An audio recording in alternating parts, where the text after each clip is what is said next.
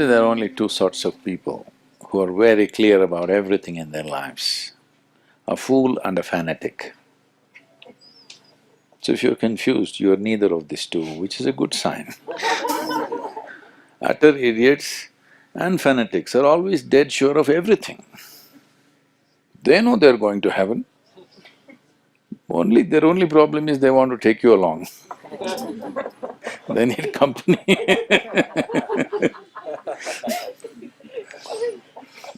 This is a thing going everywhere, particularly in the Western world, but it's very much come to urban India in a big way today.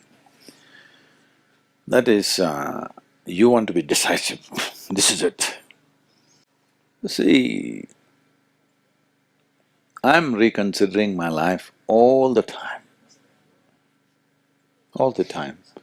whether I should continue as Sadhguru or should I become a chef or should I just go back to motorcycling or should I do something else or should I play golf, should I do something or should I simply laze around, why not?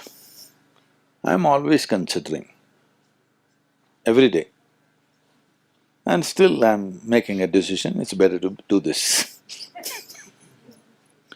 Yes, I'm not decided, I'm still considering. And that's why it's valuable. Not because I decided long time ago I have no choice, I keep on doing the same thing because I'm stuck in this. The nature of the mind is, it is intelligent and alive only if every moment it's looking. If it is concluded and decided, it is a dumb mind, it's as good as a block of wood. Every moment it's considering. Only then it is an active mind. It's only that you make this choice, you must be joyfully confused, that's all I'm saying. People get confused and miserable because they have an idea that they must be. They think all successful people are all clear and they're determined, they've made their decisions. No, only fanatics are like that. And fools are like that. Somebody who is successful, he's keeping his eyes open for anything and everything, right? So, this idea that your mind must be made up is a silly idea. It's important that every moment it's a choice, everything that you're doing, life becomes beautiful because there is enormous joy because you want to do this right now. Because I decided 10 years ago I'm doing it, how will you have any joy in what you're doing right now? So, this every day in the morning you get up and you don't know what to do, it's a perfect way to get up. Yes, this does not mean that you will do different things every day. Even if you do the same thing, it's by choice. Then it keeps you alive to everything that you're doing because you're doing it by choice. The choice that you're making is now. You might have made the same choice 10,000 times in the last 10 years, it doesn't matter. But now you're once again making an active choice. This is very important. Only then you will stay alive to life. Otherwise, I made my choice, it will become a burden. I made my choice long time ago, so I have to do it now, is a very burdensome process to live with. So, confusion is way better than silly conclusions that people are making about life. Only thing is you have to learn to enjoy the confusion. Yes, I'm working hard to make you confused. Yes, because all kinds of idiotic conclusions about life, all kinds of stupid conclusions. See, for a long time people had this conclusion that they will go to heaven, all right? I'm just taking one troublesome thing right now because with Afghanistan as a situation, it's troubling everybody in the world. Heaven-bound people, what they do on this planet is, because they're going to heaven, what is on this planet is not of value. Anyway, they're going to heaven. So now they brought it to everybody's face, it's always so. It's just that people don't see it most of the time. But now, with a geopolitical situation, they're rubbing it on your face. We are going to heaven, you are not going, so you see what we will do to you. Anyway, I'm not going to your heaven, I'm not going to compete with you in the real estate of heaven. You can leave me alone. Hello? Yeah, I'm not going to heaven. So you are heaven-bound people, you should ignore me, isn't it? But no, you cannot, because your lie will not fly if I live. Your lie will fly only if you get rid of me, isn't it? So these things are happening because people have conclusions.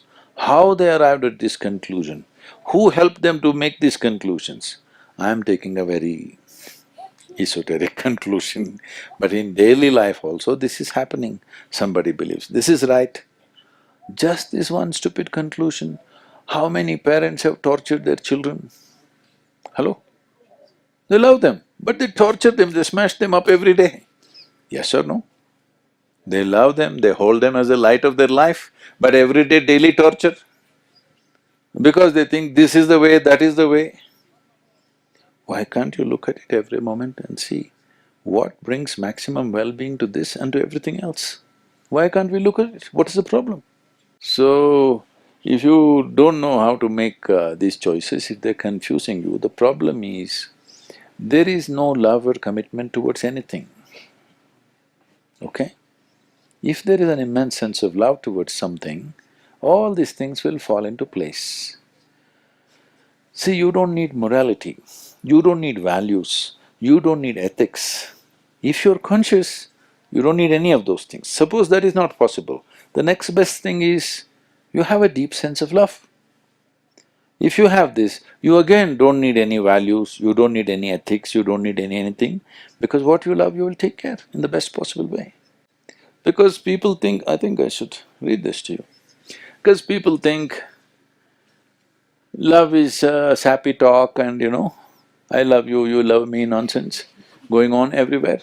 No, it's a very deep sense of integrity and commitment, isn't it? When you genuinely love something or somebody, there is an enormous sense of integrity towards that.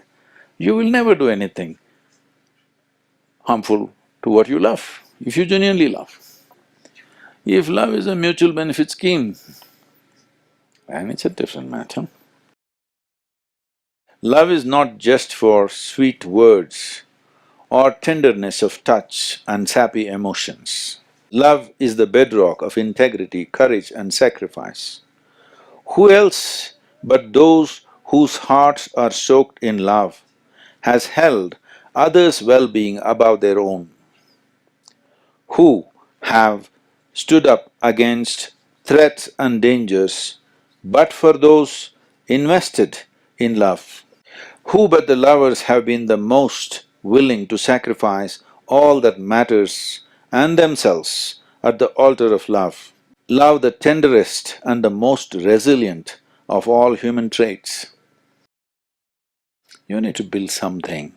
If you don't have anything, then this mind's possibility of considering and reconsidering everything every moment becomes a painful process. Otherwise, this becomes a fantastic process. You have to become either conscious or at least loving. Hello? Once you have this, then you will see this daily consideration will not be painful, it will be very joyful and wonderful.